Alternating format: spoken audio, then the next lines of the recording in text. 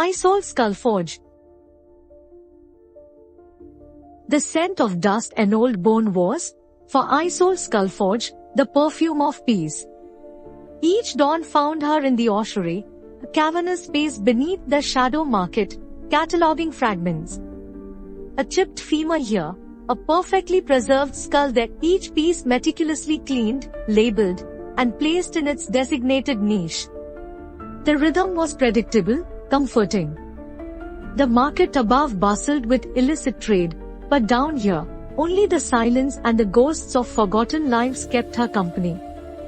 It was a life stripped of illusion, a world where the truth lay bare in the brittle remains of what once was. She preferred it that way. The crate arrived with no sender, just a single, obsidian raven feather tied to the rough-hewn wood. It wasn't the crate itself that disturbed Isolde's routine, but its contents. Inside, nestled amongst packing straw, was a single, articulated hand, not human, but something other.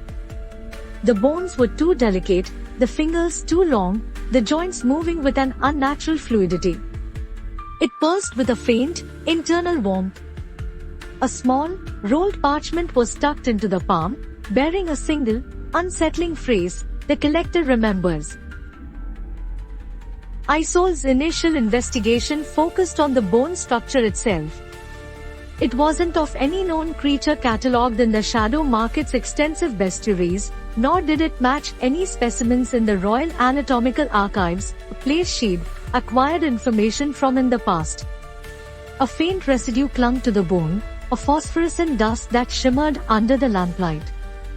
Microscopic analysis revealed traces of a rare, subterranean fungus, found only in the forgotten caves beneath the Weeping Mountains, a place whispered to be haunted by the remnants of a fallen civilization. The fungus led Isolde to a series of coded inscriptions etched into the metacarpals of the hand. They weren't a language she recognized, but a complex system of alchemical symbols interwoven with astronomical charts. Deciphering them revealed references to a being known only as the Weaver, a creature said to collect not bones, but memories, storing them within objects. The hand, it seemed, wasn't merely a physical artifact, but a vessel containing fragments of a lost consciousness. The inscriptions hinted at a larger network of such artifacts scattered throughout the Shadow Market, each a piece of a shattered whole. Isolde sought help from Jerrick, a disgraced clockmaker exiled to the deepest levels of the market. Jerrick wasn't known for his morality, but for his unparalleled skill in deciphering complex mechanisms and hidden compartments. He initially dismissed the hand as a curiosity, but the astronomical charts piqued his interest. He agreed to help, but for a price, a rare chronometer Isolde had salvaged from a sunken galleon. Jerrick's cynicism was grating, but his knowledge was invaluable. Jerrick's analysis of the hand revealed a hidden compartment containing a miniature lens. When focused on specific objects within the ossuary, the lens revealed fleeting images, fragments of memories not belonging to Isolde. But one image stood out, Jerrick himself, meeting with a shadowy figure known as the Silent Broker, a notorious trafficker in forbidden knowledge. Isolde confronted Jerrick, only to discover he'd been feeding her misinformation, leading her on a wild goose chase while he sought to exploit the hand for his own gain. He confessed to working with the Silent Broker, claiming the Weaver's memories held the key to unlocking unimaginable power. Isolde, armed with the truth, confronted the Silent Broker.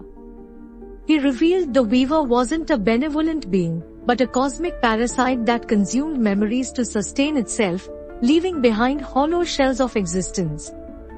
The Broker intended to harness the Weaver's power to erase his own past, a history riddled with betrayal and violence. Isolde faced a choice: help the Broker unleash a devastating force upon the world, or destroy the hand, severing the connection to the Weaver and preserving what little remained of lost memories, even if it meant losing the potential for untold knowledge. She chose destruction. The hand, pulsing with a final burst of energy, crumbled to dust. The destruction of the hand didn't erase the weaver entirely, but fractured its influence. The shadow market felt different. A subtle melancholy hung in the air, a sense of something lost, but also a strange lightness. The broker vanished, his past still haunting him, but powerless to change it. Isolde returned to the ossuary, the scent of dust and bone now tinged with a new awareness.